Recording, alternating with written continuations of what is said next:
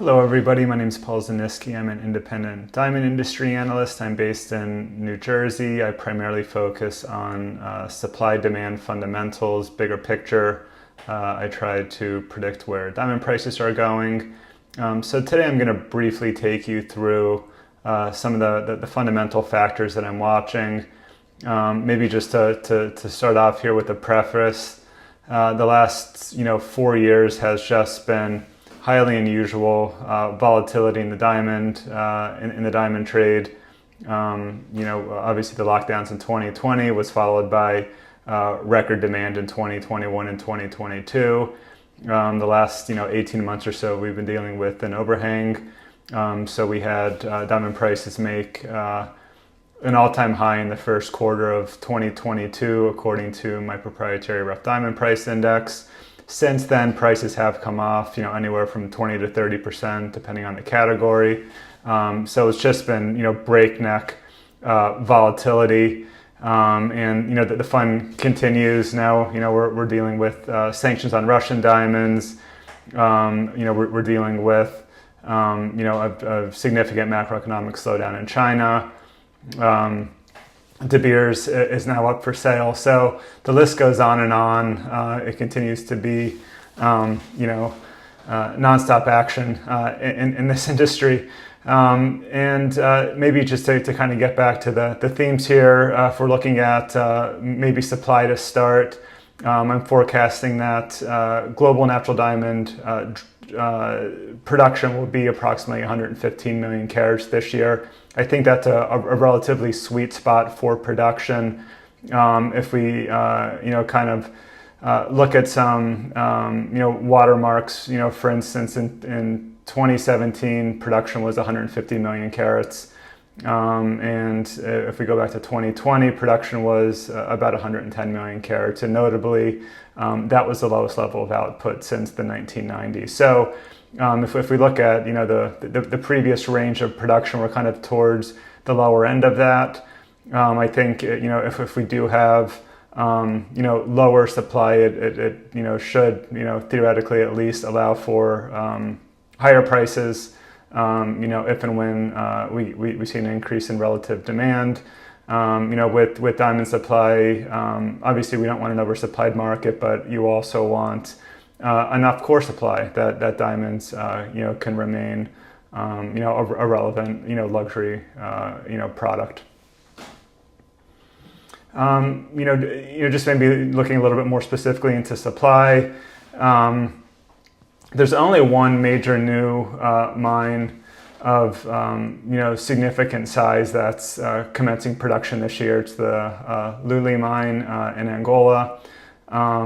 And if we look at future production catalysts, so there's really not a whole lot on the horizon. We're kind of in this phase where these legacy mines are getting older, production is declining, some of them are reaching depletion and closing, and there just really isn't a whole lot of significant new sources of supply, and that's even if we're looking 10, 20 years into the future. So at the end of the day, with most commodities, if you will, and diamonds are in this category, as the price of the commodity goes higher, typically that drives economics and it allows new projects to come online.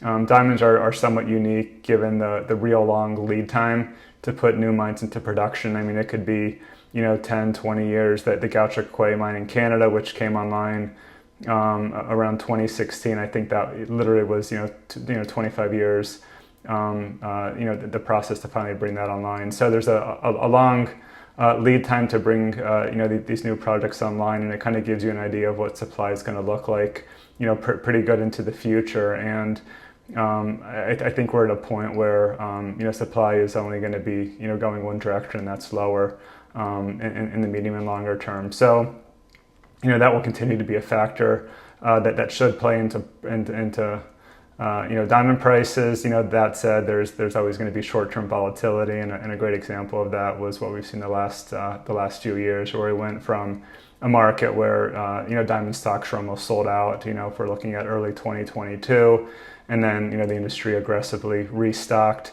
just as some of these demand drivers were starting to reverse. The stimulus ran out, economies were opening back up, people are able to go out and spend money on these experiential things. So that kind of leaves us in a situation today where I would say the diamond supply chain is still overstocked. I think it's going to take some time to destock it, but I think that's going to be worked through mostly in 2024, and I think in 2025 again, if we see some incremental demand drivers that could allow prices to go higher.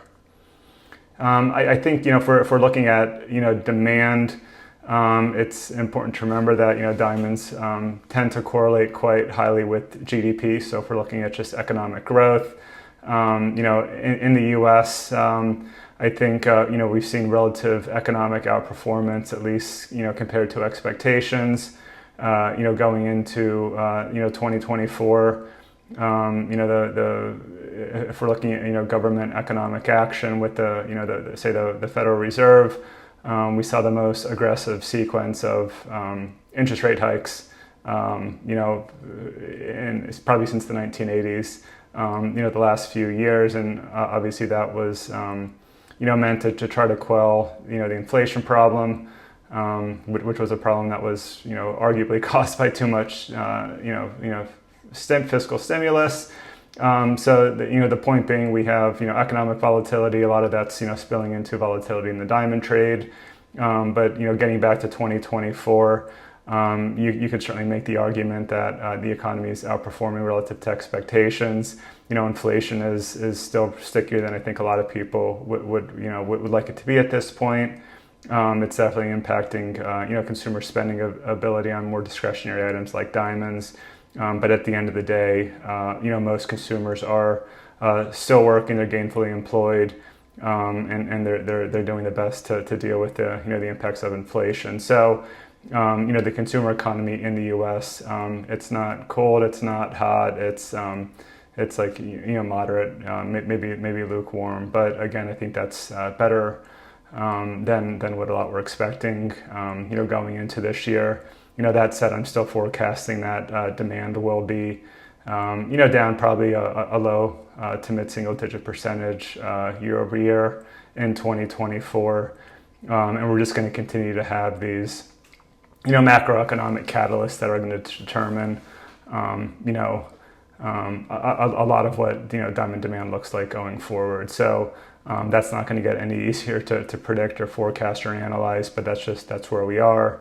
I think the next big catalyst will be to see if the Federal Reserve starts to reverse some of these, that interest rate hike cycle, and see if they turn, a little bit more dovish, over the next 6 to 12 months, and something like that could, be a catalyst to stimulate consumer demand.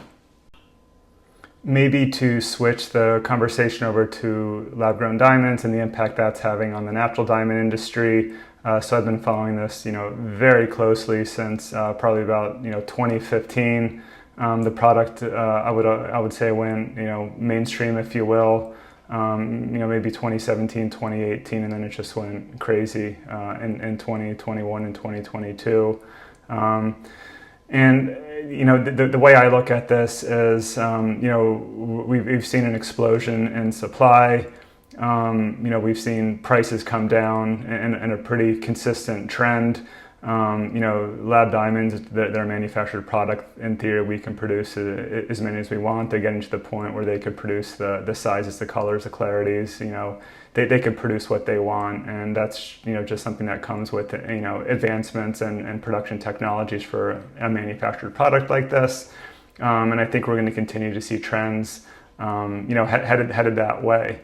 I think if we're looking at the impact that lab diamonds are having on natural diamonds, it's certainly a significant sensitivity.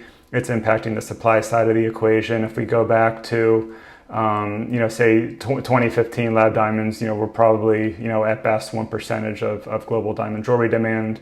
This year, I'm forecasting that we're going to breach 20% for the first time.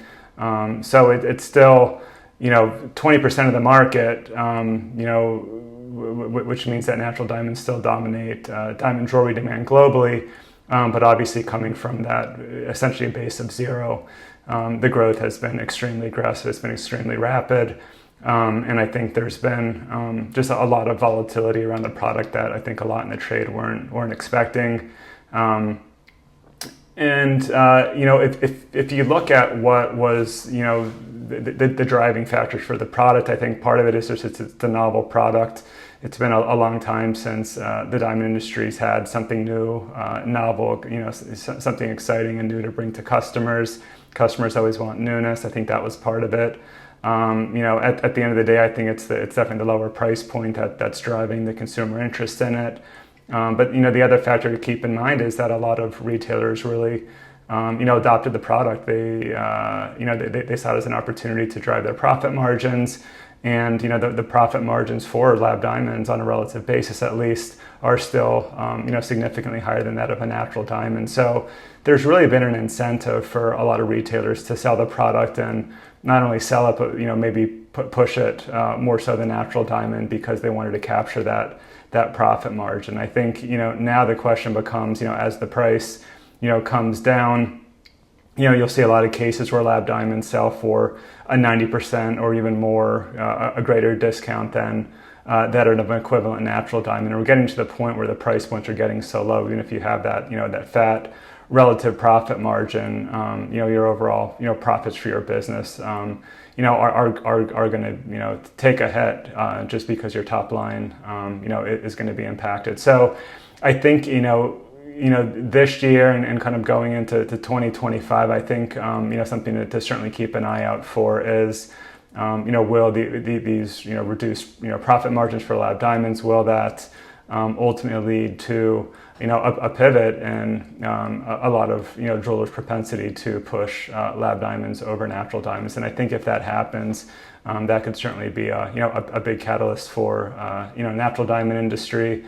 Signet Jewelers just struck a collaborative agreement with De Beers in recent weeks to essentially enhance the promotion of natural diamonds all the way down through to the frontline salesperson. So I mean that's something that could certainly impact the larger perception of the product, and that could be something that is a leading indicator for the rest of the industry. That doesn't mean that lab diamonds are going away. I think we're certainly going to be at a situation at some point in the future where the sale of lab diamonds by volume far exceeds that of natural diamonds. And again, it's a manufactured product, so we can produce as many as we want. It's not limited like natural diamonds are to geology. So I think that's something that we'll see. But again, I think it's going to be at much different price points, and there's always going to be some overlap. But I think at the end of the day, it's the products are going to probably attract different types of consumers that are shopping at different price points. And then I think the last piece to consider is marketing. Marketing has always been perhaps the biggest driver for diamond demand. Obviously the famous campaigns everybody's aware of. I mean it's not a coincidence that diamonds are still as relevant as they are today, even with that category marketing. The investment in those campaigns are nowhere near what they used to be, say 25 years ago. But the point being is when the diamond industry markets its product effectively, it's felt on the demand side, and there's certainly instances of some of that's returning. I think the question is, does the natural diamond industry and given the somewhat precarious place that De Beers is in right now, given that its parent company Anglo American put it up for sale, it's do they have the capital behind them to really follow through aggressively with some of these initiatives to drive demand? And that's going to be a factor to consider and keep an eye on going forward. So I mean these are just some of the things that I'm thinking about. And then maybe just to get back to some of the more near-term catalysts that I mentioned when we kicked off, say Russian sanctions. I guess my quick thoughts on that are I don't think there's going to be an acute impact on supply. The trade has been expecting this, and the trade has been kind of preparing for this for a couple years now, and yes, there's going to be a significant amount of global supply that's going to be rerouted because of these sanctions. But I think the industry is going to adjust, and I think the industry's had time to prepare for this. So there probably will be bottlenecks, in supply, especially for talking about certain categories of diamonds.